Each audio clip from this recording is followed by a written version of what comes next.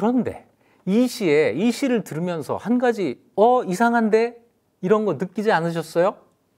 하인이 있잖아요. 아니, 끼니가 없는 이 사람이 어떻게 하인이 있을까요? 네, 하인이 있었습니다. 이 무렵 이규보의 재산 한번 볼까요? 노비가 8이 있었습니다. 8 중에 5은 어린 노비였어요. 그런데 이 8명은 이규보가 데리고 사는 노비, 솔거 노비였습니다. 솔거 노비가 8명이나 있는데 끼니를 잊지 못한다고? 그렇죠. 끼니를 잊지 못한다는 말을 새겨들어야겠습니다. 굶어 죽을 정도는 아니다. 가난이라는 거는 언제나 상대적인 거예요. 기준을 누구에게 두느냐에 따라서 달라지는 겁니다. 토지도 있었어요. 자기 고향 황려현 여주에 토지가 있었습니다. 자기는 개경에 살면서 여주에 토지가 있다는 이야기는 그 토지를 경작하는 사람이 따로 있었다는 이야기고, 이 경작은 여주에 사는 농민들에게 소작을 시키거나 아니면 여주에 있는 외거노비가 했다는 이야기가 됩니다. 그러니까 솔거노비가 8이 있었고 외거노비가 여주에 있었을 가능성이 있는 거죠. 그리고 개경에 집이 있었습니다. 어쨌거나 자기 집이 있어요. 물론 이 집이 변두리에 있고 이사를 자주 다니는 걸로 봐서는 그렇게 만족스러운 집은 아니었던 것 같지만, 그래도 개경에 살 집이 있었고, 또 하나 성 바깥에 별장이 있었습니다. 별장 그러면 너무 좀 호화스러워 보이나요? 그냥 농막, 좋습니다. 농막 정도가 있었습니다. 이 농막에 이름도 붙어 있었어요. 사가제. 4가지를 할 수 있는 집. 이 4가제의 4가지 할 수 있는 일, 이걸 또 이규보는 글로 다 설명을 해놨습니다. 뭐냐? 첫째, 밭이 있다. 밭이 있어서 농사를 지을 수 있다. 둘째, 뽕나무가 있다. 그래서 여기서 누에를 칠 수 있다. 셋째, 샘이 있다. 그래서 물을 길어서 마시고 또 농사도 지을 수 있다. 넷째, 땔감이 있다. 자, 이 4가지가 있다는 거는 글쎄요, 농막 짓고 뽕나무 하나 심어 놓으면 4가지는 다 생기는 거 아니에요? 그러니까 아주 작은 농막 하나가 있었던 거죠. 그래도 이런 거 없는 사람도 많은데 이거 있는 게 어디예요? 그래서 노비도 있고 토지도 있고 집도 있고 농막도 있고 이 정도가 된 상태를 이규보 시대에 가난하다라고 이야기를 한 거예요. 그래서 보면 이규보의 이 노비들 있잖아요. 이 노비들이 고분고분하지를 않아요. 아까 오다가 네가 가졌지 그랬더니 노비 얼굴에 분한 기운을 금방 띠면서 이거 전당포 주인 말을 제가 그대로 옮기고, 이게 노비가 주인한테 할 태도는 아니잖아요. 뭐냐면 이규보가 이 노비들의 후생을 책임지지 못한 게 아닌가. 이렇게 되면 노비들도 각자 도생을 해야 되거든요. 뭔가 자기 먹을 건 자기가 해결해야 되니까 이렇게 되면 주인한테 고분고분해지기가 어렵죠. 자, 어쨌거나 이런 상태의 가난입니다. 정말 말 그대로 막 먹을 게 없어서 막 이런 거는 아니다. 중요한 것은 관직에 오르지 못하면서 자기 돈벌이가 없었다. 이게 중요한 사실이죠. 이렇게 30대까지를 보냅니다. 고려시대에 과거에 급제하고 40 넘어서까지 관직을 못 얻으면 포기하는 사람도 많아요. 그런데 이규보는 중요한 것, 포기하지 않았습니다. 사람들에게서 잊혀지지도 않았어요. 동정 여론이 일어납니다. 야, 이규보를 저대로 둘 수 없어. 저 능력을 저렇게 썩힐 수 없어. 그래서 해마다 문신들이 최충원에게 사람을 추천을 할 때마다 이규보를 저 사람이 제일입니다. 이렇게 이야기를 했다는 거예요. 그러니까 최충원의 마음도 또 움직여요. 최충원이 자기 집에 이렇게 문신들 불러다가 이런 파티하고 시집고 하는 거 이거는 전에도 했던 일인데 이걸 이제 계속 하는데, 여기에서 이규보를 불러다가 시집고 다른 문신들에게 평가를 하라고 하면 이규보의 작품이 제일 좋습니다. 이규보의 시가 제일 낫습니다. 이런 이야기를 계속해요. 그래서 또 한 번 기회가 주어집니다. 40살 때 이번에는 지방관직이 아니에요. 자기 능력을 발휘할 수 있는 할림원의 관직을 줍니다. 할림원은 글 잘 쓰는 사람, 글 잘 짓는 사람들이 모이는 관청이거든요. 여기에 직할림원이라고 하는 팔품관직을 줘요. 그래서 할림원에서 근무를 하게 되는데 관직은 어렵게 얻었는데 승진까지는 안 시켜줍니다. 그래서 무려 6년 동안 팔품관직에 머물러요. 자, 사람이 관직에 못 올라갈 때는 관직을 얻는 게 정말 평생의 소원이 되지만 관직에 일단 올라가면 승진하는 게 이 사람한테 또 중요한 일이 되거든요. 남들은 다 승진하는데 승진이 안 됩니다. 이게 얼마나 늦는 건지 한번 제가 조충하고 이규보의 관직을 비교해 봤습니다. 이규보가 23살에 과거에 급제했어요. 조충은 20살에 급제합니다. 이규보가 3살 위였으니까 둘이 같이 급제하면 23살, 20살 그렇게 되겠죠. 그런데 조충은 과거에 급제하기 전에 문음을 통해서 이미 관직에 올라 있었어요. 그래서 이규보가 종구품 동정직을 받을 때 조충은 곧바로 내시에 속하게 돼서 이거는 국왕 주변에서 국왕을 모시는 자리이기 때문에 거의 비단길입니다. 이쪽으로 가서 관직에서 벗어나 있던 시간이 전혀 없어요. 1199년에 이규보가 전주 사록 겸 장석이 이게 됐을 때 이미 조충은 사품관직에 올라가 있었습니다. 이규보의 관직이 8품관직이었거든요. 여기서 이미 8등급 정도의 차이가 난 거예요. 그러다가 46살이 돼서야 귀인을 만납니다. 46살에 만난 귀인 누굴까요? 네, 최우입니다. 최충원의 아들.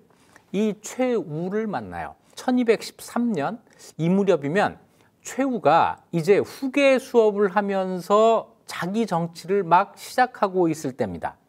최우도 아버지처럼 문신들을 자기 집에 초대를 해서 잔치를 벌려요. 여기에는 꼭 문신들이 포함됐고 이 사람들은 전부 최우 앞에서 자기 시를 지으면서 자기 자랑을 하는 이런 분위기가 만들어지는데 그날도 최우가 고위 문신들을 불러서 잔치를 하면서 이규보만 팔품 미관 말직에 있는 사람을 이 자리에 오게 한 거예요. 그대가 문장을 잘한다는 소문을 들었으나 내가 아직 직접 보지는 못했다. 오늘 한번 시험해 보는 것이 어떻겠는가. 이래서 이규보가 그 자리에서 시를 썼는데 이 시가 완성되자 최우가 탄복해 마지 않았다. 최우도 시를 볼 줄 알았던 거죠. 또는 자기가 시를 볼 줄 안다는 것을 과시하고 싶었던 거죠.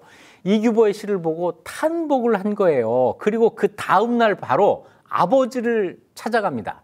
최충원에게 찾아가서 이규보의 시를 한번 제대로 평가를 해보십시오. 이렇게 이야기를 한 거예요. 그러니까 최충원이 그래 한번 데리고 와봐라. 그래서 이규보가 최우의 손에 이끌려서 최충원에게 가게 됩니다. 그런데 그 자리에서 최우가 이런 뜻밖의 이야기를 해요.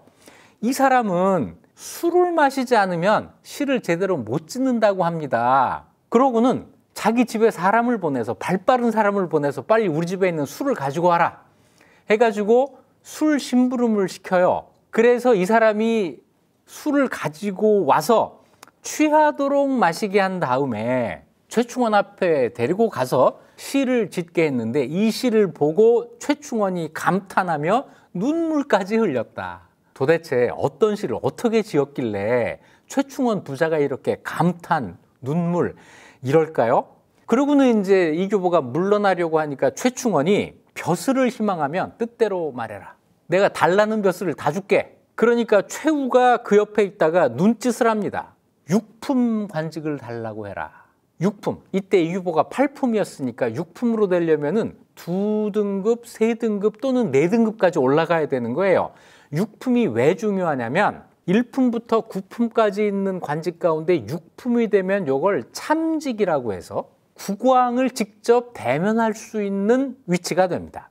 그래서 6품 관직 달라고 해. 이렇게 눈짓을 했는데 이규보가 제가 지금 8품이니 7품만 주시면 좋겠습니다 라고 대답을 해요. 이규보의 입장에서 보면은 아마 여기서 겁을 낸 걸 거예요. 내가 여기서 6품 달라고 하면 최충원이 갑자기 화낼지도 몰라. 그래서 자기 욕심을 억누르고 7품만 주시면 돼요. 이렇게 이야기를 한 거죠. 자, 이제 그러기로 하고 집에 돌아옵니다. 최우가 이규보한테 아니 왜 6품을 달라고 하지 않냐, 왜 이렇게 희망이 낮으냐. 그러니까 이규보가 제 뜻이 그럴 뿐입니다. 이렇게 끝냈는데 바로 그달에 관리 인사를 하는데 최충원이 과연 7품을 뛰어넘어서 6품 관직을 줘요. 뭐랄까, 최충원이 시도 잘 짓지만 참 사람이 됐네 뭐 이런 생각을 했을까요? 그렇다면 이규보의 전략이 성공한 거죠. 1에서 6품 관직에 올라갑니다. 이때부터 이제 불안하지 않은 정규 관리가 된 거예요. 그리고 6품 중에서도 어디로 가느냐면 중서문화성의 간관직. 이거는 과거에 급제한 문신관료가 가장 가고 싶어하는 희망 1순위 관직이거든요. 여기로 임명이 됩니다. 이때부터 순조롭게 승진을 해요. 그런데 52살 때 최충원이 죽고 최우가 권력을 계승합니다. 가속도가 더 붙게 되죠. 원래 이규보를 높이 평가한 것은 최충원이 아니라 최우였던 거잖아요. 최우에 의해서 순조롭게 승진 계속 간관과 문한직, 문신이라면 누구나 하고 싶은 관직에서 떠나지 않고 계속 그 관직으로 승진을 합니다. 그러다가 사고가 나요. 이번에도 술이 문제였습니다. 60살 때 팔관회를 하는데, 팔관회를 하면 이제 임금과 신하들이 같이 크게 이제 잔치를 벌이는데, 팔관회 자리에서 임금이 가득 부어 잇따라 권하는 술을 사양하지 않고 마시다가 그만 대취하고 맙니다. 임금이 주는 술을 사양하지 않고 다 계속 마신 거예요. 인사불성이 되어 엎혀 나오는 불상사가 벌어져요. 왕 앞에서 이러면 안 되죠. 당연히 탄핵이 시작됩니다. 이규보 잘라야 됩니다. 술 마시고 왕 앞에서 실수를 하다니 용서할 수 없습니다. 이규보가 최우한테 글을 써서 전말을 보고해요. 제가 사실은 이런 일이 있었는데 어쩌고 저쩌고. 그리고는 최우의 도움으로 이 위기에서 벗어나는 데 성공합니다. 최우의 도움 정말 절대적이에요. 귀인을 만난 겁니다. 그래서 이런 글을 써보네요. 각하께서 끝까지 잘못을 덮어주신 덕에 용서받게 됐으니 실로 무한한 은덕을 평생 두고도 갚지 못하겠습니다. 자, 이규보에게 최우란 평생의 은인, 이런 거 아니었겠어요? 그런데 노년에 정말 큰 위기가 한번 찾아옵니다. 63세. 자, 그 당시 63세면 노인이죠. 노인이 된 그 해에 위도라는 섬으로 유배를 가는 일이 벌어져요. 위도는 지금 전라남도 부안에 있는 섬입니다. 여기까지 유배를 가요. 아주 사소한 일입니다. 별일도 아니에요. 그 당시 어사대부로 있던 차척이라는 사람이 있는데 이 사람이 이규보를 고발하고 탄핵해요. 어사대는 관리들의 불법 비리를 감찰하는 곳이니까 여기에서 이규보를 고발하고 탄핵했다고 하는 것은 이규보에게 어떤 불법 비리가 있었다는 이야기죠. 그런데 이 차척이라는 사람이 그렇게 남들로부터 인정받는 사람이 아니었습니다. 뭔가 이것은 사심이 있다, 이렇게 볼 수밖에 없는데, 차척은 어떤 사람이냐, 고려사에는 이렇게 평가가 되어 있습니다. 아무런 재능이 없는데 낯빛을 교활하게 하고 아첨해서 최충원에게부터 권력을 휘둘렀다. 최우가 그를 미워하여 나주로 유배를 보냈다. 그런데 그 뒤에 비밀리에 그를 소환을 해서 어사대부에 임명하고 선물을 후하게 주고 최우가 사랑하던 기녀 옥기향을 그에게 주고 위로했다. 무슨 일이 있었는지는 밝혀져 있지 않습니다. 뭔가 이 최우에게 차척이라는 사람이 필요했던 거예요. 정치적인 계산에 의해서 차척을 불러들여서 어사대부라고 하는 관리들을 감찰하는 자리에 앉힌 겁니다.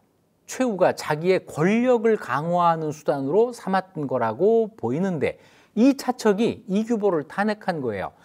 최후는 개인적으로는 이규보를 신임하지만 큰 그림에서 차척의 탄핵을 무시할 수 없었겠죠. 그래서 이규보를 섬으로 유배를 보내게 되는데 이때 이규보가 정말 절망했던 것 같아요.